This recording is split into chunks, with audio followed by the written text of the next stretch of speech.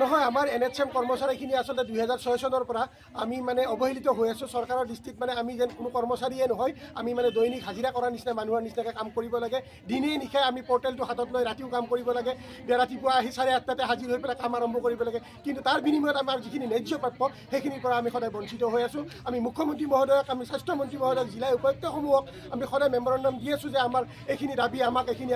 আমাৰ যিখিনি অভাৱ অভিযোগ আপোনালোকে পূৰণ কৰক কিন্তু তেওঁলোকৰ কোনো সদিচ্ছা আৰু আমাৰ প্ৰতি কিবা ভাল ভাৱ যে আছে আমি সেয়া দেখা নাই আমাৰ ন্যায্য দাবীসমূহ আছিলে আমাৰ 2006 চনৰ পৰা যিখিনি কৰ্মচাৰী আমাৰ নিয়োজিত হৈ আছে তেখেতলোকৰ চাকৰি নিয়মীয়কৰণ কৰা কিন্তু নিয়মীয়কৰণ কৰাৰ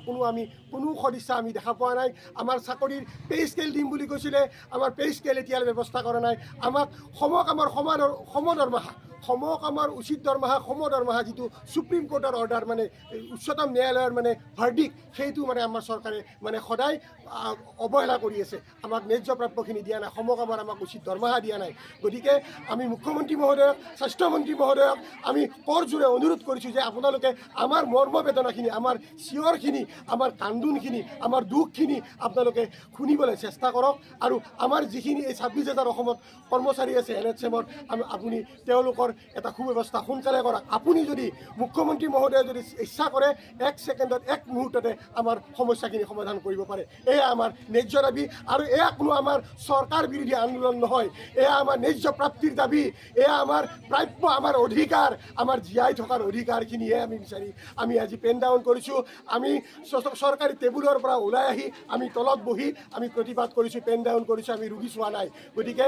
আমি আশা ৰাখিছোঁ অতি সোনকালে যেন মুখ্যমন্ত্ৰী মহোদয়ে আমাৰ সমস্যাসমূহ আশোৱাসমূহ দূৰ কৰে নহ'লে কিন্তু এই প্ৰতিবাদ ইয়াতে এই ফুটপাথতে নাথাকিব ৰাজপথলৈ ওলাই যাব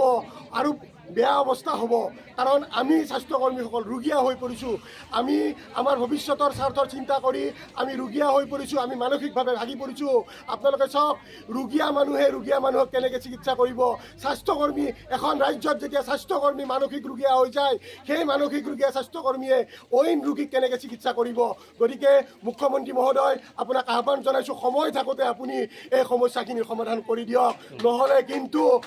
আগন্তুক দিনত এই প্ৰতিবাদৰ কাৰ্যসূচী কি ৰূপ লয় তাৰ কাৰণে আপোনালোকেই এদিন জগৰীয়া হ'ব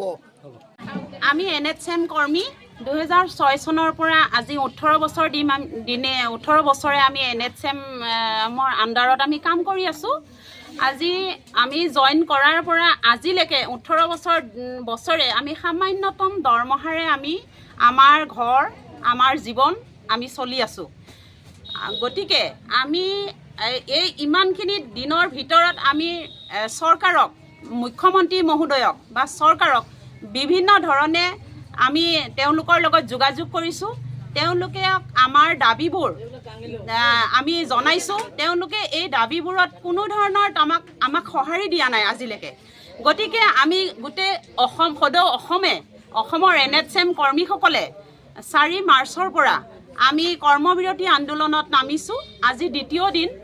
আমি আজি এই কৰ্মবিৰতি আন্দোলন কৰিবলৈ আমাক তেওঁলোকে সন্মত কৰিলে যিহেতু আমাৰ দাবীবোৰ তেওঁলোকে মানি নল'লে গতিকে তেওঁলোকক আমি 4টা দাবীৰে কৰিছোঁ মানে 4টা দাবী জনাইছোঁ আমাক সমকামৰ সমদৰমহা দিয়ক তেওঁলোকে আমাৰ চাকৰিবোৰ নিয়মীয়াকৰণ কৰি দিয়ক আৰু 7 পে কমিশ্যন আমাক দিয়ক আৰু মানে চেম ৱৰ্ক চেম পে এইকেইটা প্ৰদান কৰিবৰ কাৰণে আমি তেওঁলোকৰ